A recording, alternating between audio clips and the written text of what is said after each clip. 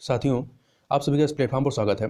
यहाँ पर हम लोग आगामी लेखपाल की परीक्षा के लिए प्रैक्टिस सेट देख रहे हैं और यह जो प्रैक्टिस सेट हम लोग देख रहे हैं यह यूथ पब्लिकेशन के द्वारा 15 सेटों की एक प्रैक्टिस सेट निकाली गई है, बुक निकाली गई है। उसमें से प्रैक्टिस सेट नंबर 3 है। जैसा कि आप सभी को पता है कि लेखपाल, राजस्व लेखपाल का जो नोटिफिकेशन है वो UPSSC के द्वारा जारी कर दिया गया है, जिसमें 8085 पदों के लिए आवेदन मांगे गए हैं, जो कि 7 जनवरी से प्रारंभ होगा। तो चलिए प्रैक्टिस सेट को प्रारंभ करते हैं। इसमें पहले हिंदी वाला पोर्शन है। तो इसमें पहला प्रश्न है कि वज्रदेह में समास बताइए, कौन सा समास है। तो वज्रदेह में बहुब्रीहि समास है। कौन सा है? बहुब्रीहि समास। वज्रदेह का विग्रह क्या होगा? वज्र है जिनकी देह, ये इसका विग्रह होगा।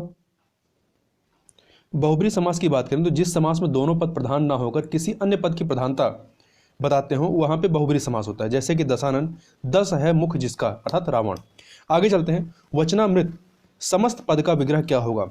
वचन रूपी अमृत होगा इसका, डी ऑप्शन। आगे देखते हैं। गंगा का पर्यायवाची क्या नहीं है?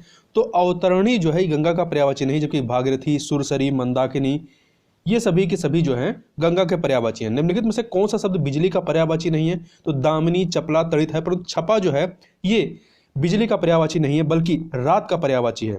छपा के अन्य पर्यायवाची में रात, निशा, निशी, रात्रि, अमावस्या, क्षणदा, त्रियामा, रजनी, सरवरी है। साहचर्य का विलोम क्या होगा? साहचर्य का विलोम जो है आपका अलगाव हो जाएगा, जबकि असहयोग का सहयोग हो जाएगा, वैमनस्य का सौमनस्य हो जाएगा।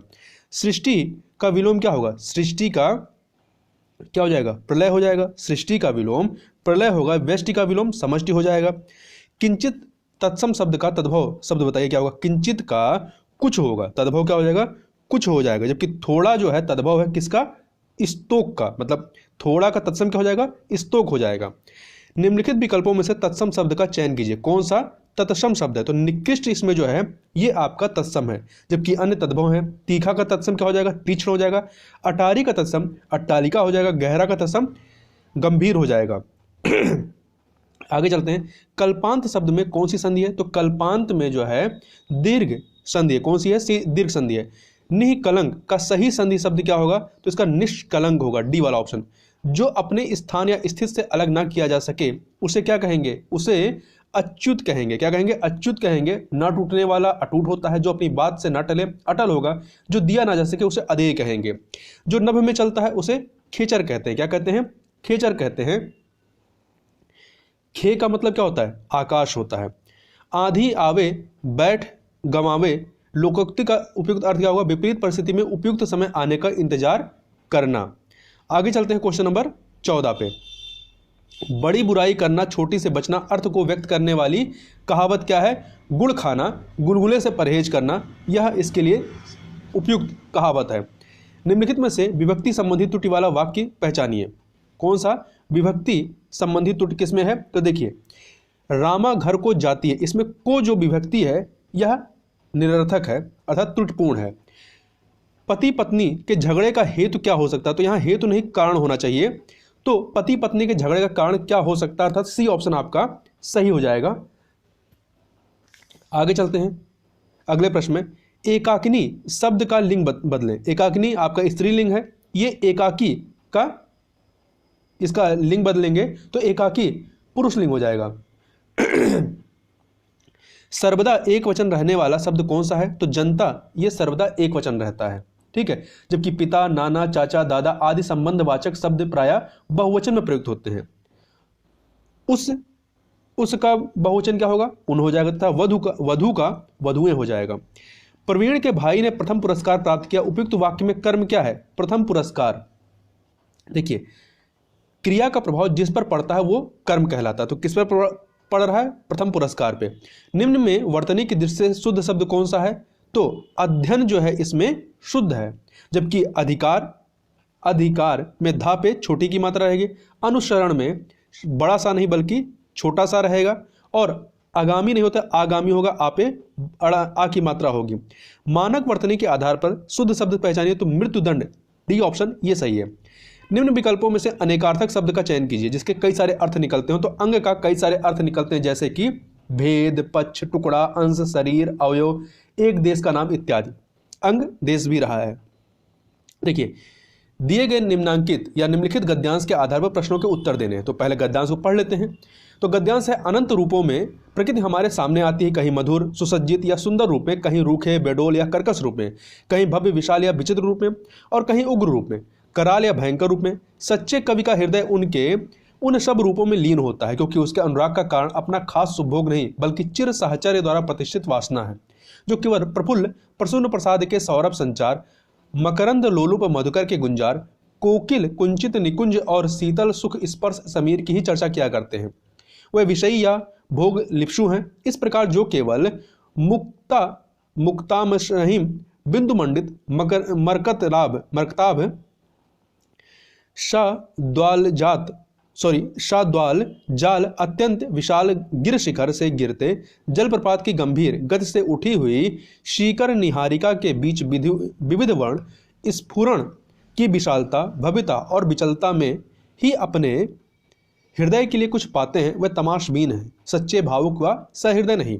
प्रकृति के साधारण असाधारण सब प्रकार के रूपों को रखने वाले वर्णन हमें वाल्मीकि, कालिदास, भवभूति इत्यादि संस्कृत के प्राचीन कवियों में मिलते हैं।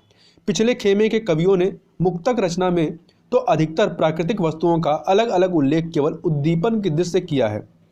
प्रबंध रचना में थोड़ा बहुत संश्लिष्ट चित्रण किया है, वह प्रकृति की विशेष रूप विभूति को लेकर ही। उपरोक्त गद्यांश के लिए उचित शीर्षक बताइए। इसका उचित शीर्षक क्या होगा? कवि और प्रकृति। उपरोक्त गद्यांश के आधार पर बताइए कि प्रकृति के साधारण असाधारण सब प्रकार के रूपों को रखने वाले वर्णन हमें कहाँ देखने को मिलते हैं? तो वाल्मीकि, कालिदास, भवभूति इत्यादि संस्कृत के प्राचीन कवियों में था, डी ऑप्शन।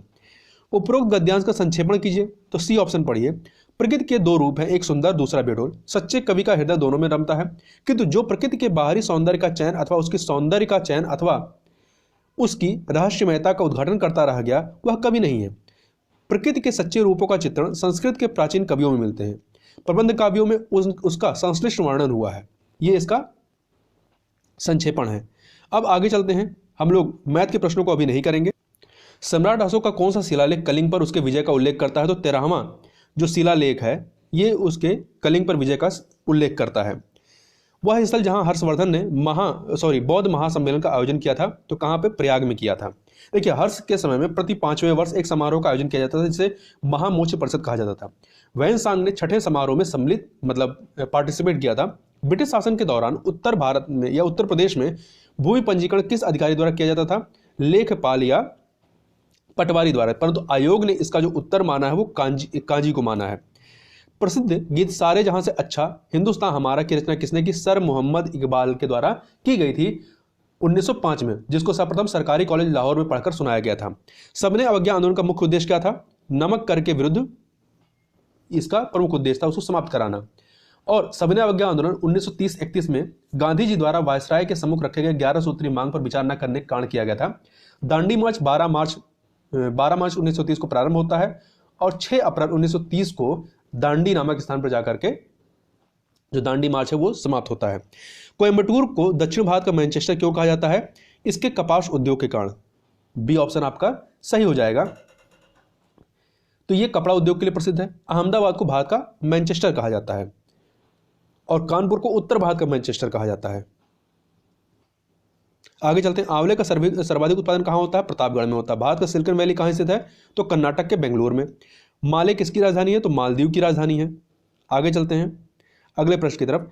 सौर परिवार का सबसे बड़ा ग्रह कौन सा है? तो सबसे बड़ा ग्रह कौन सा है? बृहस्पति है। और यहां ध्यान रखिए, यदि पूछा जाए किस ग्रह के सौर मंडल के किस ग्रह के सर्वाधिक उपग्रह हैं, तो पहले बृहस्पति था, अब शनि है। भारत के संविधान का कौन सा अनुच्छेद राष्ट्रीय महत्व के स्मारकों, स्थलों और वस्तुओं की सुरक्षा से संबंधित है? तो आर्टिकल 49, जबकि आर्टिकल 48 कृषि और पशुपालन के संगठन से, आर्टिकल 48 का पर्यावरण का संरक्षण और संवर्धन और वन तथा वन्य जीवों की रक्षा से, आर्टिकल 50 कार्यपालिका से न्यायपालिका के पृथक्करण से संबंधित है। आगे चलते हैं। भारतीय संविधान का कौन सा अनुच्छेद अनुसूचित क्षेत्रों और जनजाति क्षेत्रों के प्रशासन से संबंधित है? तो आर्टिकल 244। कौन सा है? आर्टिकल 244 है। आयात निर्यात एग्जिम बैंक स्थापित हुआ था कब? 1982 में। कब हुआ था? 1982 में, इंडिया एक्ट 1981 के तहत। भारत में आयात निर्यात को प्रोत्साहित करने के लिए। निम्नलिखित में से कौन सा रासायनिक परिवर्तन है? तो पटाखों का जलना यह रासायनिक परिवर्तन है, जबकि अन्य जो है भौतिक परिवर्तन है। सागर की गहराई को मापने के लिए कौन सा उपकरण इस्तेमाल किया जाता है? तो फैथोमीटर इस्तेमाल किया जाता है, फैथोमीटर का। जबकि यूडियोमीटर ये गैस की मात्रा मापता है।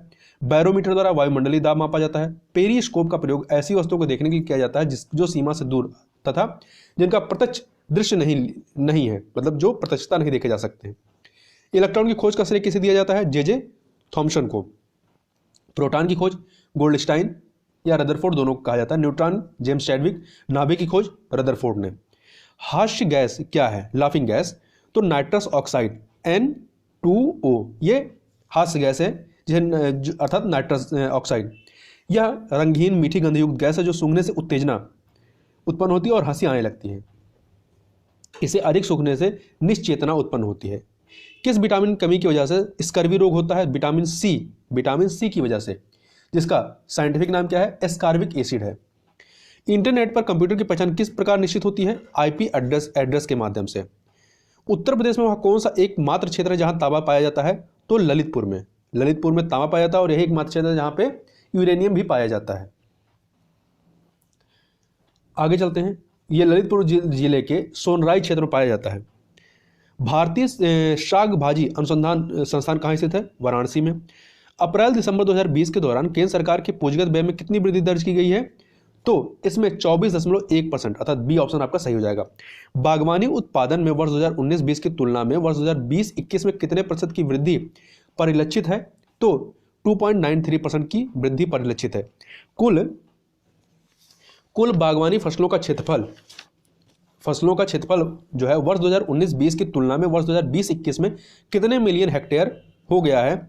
तो ये 27.23 मिलियन हेक्टेयर हो गया। पहले ये 26.48 मिलियन हेक्टेयर था 2019-20 में। निम्नलिखित कथनों में से सत्य कथन का चयन करें। विशेष इस्पात के लिए उत्पादन संबंध प्रोत्साहन योजना संबंधित है। विशेष इस्पात एक मूल्यवर्धित इस्पात है, सही है। उक्त योजना से 68,000 प्रत्यक्ष रोजगार समेत 5,25,000 व्यक्तियों को रोजगार प्राप्त होगा, यह भी सही है। इस योजना का क्रियान्वयन 5 वर्षीय अवधि में किया जाएगा, यह भी सही है। तो तीनों के तीनों सही आता है, डी ऑप्शन आपका सही हो जाएगा। केसर के पौधे का कौन सा भाग उपयोग में लाया जाता है? वर्तिकाग्र का उपयोग किया जाता है। जाबो ग्रामीण खेती करने का तरीका कहाँ विद्यमान है? नागालैंड में। ठीक है, नागालैंड में ये खेती होती है। तो ये चावल की खेती होती है। तो नागालैंड की अंगामी जनजात में यह महत्वपूर्ण कृषि प्रणाली प्रचलित है। जबकि एक और चावल खेती करने की विधि है डैपाग। यह विधि जापान और फिलीपींस में प्रचलित है। एनपीके किस अनुपातिक प्रयोग की संस्तुति की गई है? तो 4:2:1 के। यहां पे एन नाइट्रोजन है, पी फास्फोरस है और के पोटेशियम है। आगे चलते हैं क्वेश्चन नंबर 79 पे। एक सेकेंड। ग्राम उजाला योजना की शुरुआत उत्तर प्रदेश किस जिले में की गई? वाराणसी जिले से की गई 24 मार्च 2021 को। देश का पहला फ्रंट विलेज कहां विकसित किया जा रहा है? तो उत्तर प्रदेश के बनारस में। Question number 81। संयुक्त राष्ट्र संघ द्वारा घोषित अंतर्राष्ट्रीय योग दिवस सारे विश्व के ग्रामीण एवं शहरी इलाकों में किस दिन मनाया गया? 21 जून को। पहली बार 21 जून 2015 को मनाया गया था। एक ग्राम पंचायत में महिलाओं के लिए कितने प्रतिशत पद आरक्षित होने चाहिए? 33% पद आरक्षित होने चाहिए 73वें संविधान संशोधन अधिनियम के माध्यम से। 2011 की जनगणना के अनुसार उत्तर प्रदेश का सबसे अधिक जनसंख्या वाला जिला कौन सा है? तो इन विकल्पों में लखनऊ है। यदि ऐसे देखें तो इलाहाबाद में सबसे अधिक है, दूसरे नंबर पर मुरादाबाद, तीसरे पे गाजियाबाद, चौथे पे आजमगढ़, पांचवें पे लखनऊ है। घरेलू व्यक्तिगत सौर जल हीटर के लिए आर्थिक सहायता योजना के अंतर्गत उत्तर प्रदेश राज्य में क्या प्रोत्साहन दिया जाता है? भट्टा का। पूषा बोल्ड किस्म है किसकी? तो ये सरसों की किस्म है। पूषा बोल्ड जो है सरसों की किस्म है। सरसों की अन्य प्रजातियां पूषा वरानी है, पूषा वरुणा, पूषा महक, पूषा अग्रणी है। अशोक मेहता समिति ने पंचायती राज के लिए किस प्रतिमान की संस्तुति की थी? द्विस्तरीय प्रतिमान की संस्तुति इनके द्वारा की गई थी, जिला स्तर पर और दूसरी मंडल स्तर पर।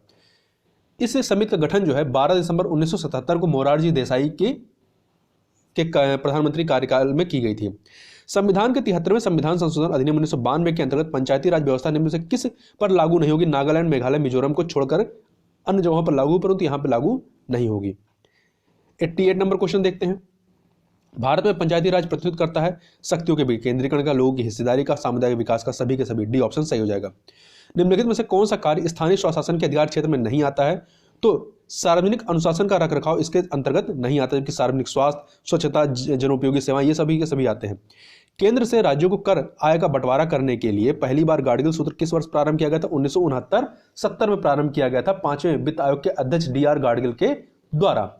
और इन्हीं के उसमें कार्यकाल में 3 राज्यों असम, नागालैंड और जम्मू कश्मीर को विशेष राज्य का दर्जा देने की सिफारिश भी की गई थी। निम्नलिखित में से कौन सी संविधानेतर संस्था है? तो योजना आयोग। इसका गठन जो है 15 मार्च 1950 को किया गया था, जो कि 1 जनवरी 2015 को समाप्त हो गया और इसके यहाँ पे नीति आयोग ने इसको प्रतिस्थापित किया। संघ लोक सेवा आयोग ये आर्टिकल 315 में है, वित्त आयोग आर्टिकल 280, चुनाव आयोग आर्टिकल 324 में। निम्नलिखित में से किस समिति ने भारत में कृषि जोत कर का सुझाव दिया था? राज्य समिति ने दिया था। देखिए, भारत में कृषि जोत पर कर के विवाद निपटाने हेतु 1972 में केंद्र सरकार ने डॉक्टर के.एन. राज की अध्यक्षता में कृषि संपदा एवं आय पर कर समिति नियुक्त की थी। इन्हीं के द्वारा यह अनुशंसा की गई थी। हरित क्रांति का सबसे अधिक प्रभाव महसूस किया गया कहां पे? गेहूं के उत्पादन में। भारत में हरित क्रांति का प्रारंभ 1966 में हुआ था। भारत में हरित क्रांति के प्रणेता डॉक्टर M.S. स्वामीनाथन थे। इसका सबसे अधिक प्रभाव गेहूं और कुछ हद तक धान की खेती पर पड़ा था। निम्न में से कौन फसलों के न्यूनतम समर्थन मूल्य निर्धारण संबंधी संस्तुति करता है? तो कृषि लागत एवं कीमत आयोग के द्वारा किया जाता है। 1965 में कृषि मूल्य आयोग की स्थापना हुई थी, जिसके अध्यक्ष प्रोफेसर M.L. दंतेवाला थे। 1985 में इसका नाम कृषि लागत एवं मूल्य आयोग CACP कर दिया गया। क्वेश्चन नंबर 95 पे चलते हैं। निम्नलिखित में से एक भारतीय कृषि की विशेषता नहीं है। बड़े खेतों की प्रधानता यहाँ की विशेषता नहीं, परंतु प्रकृति पर अधिक निर्भरता अर्थात वर्षा पर, उत्पादकता का निम्न स्तर, फसलों की विविधता, ये सभी के सभी इसकी विशेषताएं हैं। प्रधानमंत्री उज्ज्वला योजना के संदर्भ में निम्नलिखित तत्वों पर विचार कीजिए। पहला, यह योजना ग्रामीण गरीब परिवारों के लिए है। इसमें केवल ग्रामीण गरीब परिवारों नहीं है, ठीक है, सारे गरीबी रेखा से नीचे गुजर बसर करने वाले परिवारों की महिलाओं को निःशुल्क LPG कनेक्शन देना इसके तहत सुनिश्चित किया गया। तो पहला वाला सही नहीं है। दूसरा, इस योजना का प्रमुख उद्देश्य BPL परिवारों को स्वच्छ ईंधन उपलब्ध कराना है। तो दूसरा वाला सही है, अर्थात डी ऑप्शन आपका सही है, केवल 2। देखिए, प्रधानमंत्री उज्ज्वला योजना का जो प्रारंभ है वो 1 मई 2016 को उत्तर प्रदेश के बलिया जिले में हुआ था, जबकि अभी हाल ही में 10 अगस्त 2021 को उत्तर प्रदेश के महोबा जिले से प्रधानमंत्री मोदी ने उज्ज्वला 2.0 का उद्घाटन किया। यहाँ पे 2 सूचियां सम्मिलित करना है। स्वजल धारा योजना ये ग्रामीण जलापूर्ति से संबंधित है, 2 से मिला दीजिए। ये कब प्रारंभ किया गया था? 2002 में। हरियाली योजना वाटर शेड प्रबंधन संबंधित है, 3 से मिला दीजिए। ये प्रारंभ हुआ था 2003 में। स्वर्ण जयंती ग्राम स्वरोजगार योजना 1999 की योजना है, ग्रामीण स्वरोजगार से 4 से मिला दीजिए। प्रधानमंत्री ग्राम सड़क योजना वर्ष 2000 की है, ग्रामीण संपर्क से संबंधित है, 1 से मिला दीजिए। इस प्रकार से आपका हो जाता है 2, 3, 4, 1 डी ऑप्शन सही हो जाएगा। आधार एक कार्यक्रम है भारतीय नागरिकों को पहचान उपलब्ध कराने के लिए, और इसको प्रारंभ कब किया गया था? 26 अप्रैल 2010 से। हमारे राज्य में अर्थात उत्तर प्रदेश में 1090 को किस नाम से जाना जाता है? वुमेन हेल्पलाइन नंबर से, महिला सहायता लाइन से। स्वावलंबन योजना निम्नलिखित में से किस उद्देश्य की पूर्ति करती है? तो यह महिलाओं को प्रशिक्षण एवं कौशल प्रदान करने से संबंधित है। इस प्रकार से यहां पर हम लोगों ने इन प्रश्नों को देखा। तो इस वीडियो में बस इतना ही। मिलते हैं नेक्स्ट वीडियो में, तब तक के लिए बहुत बहुत धन्यवाद।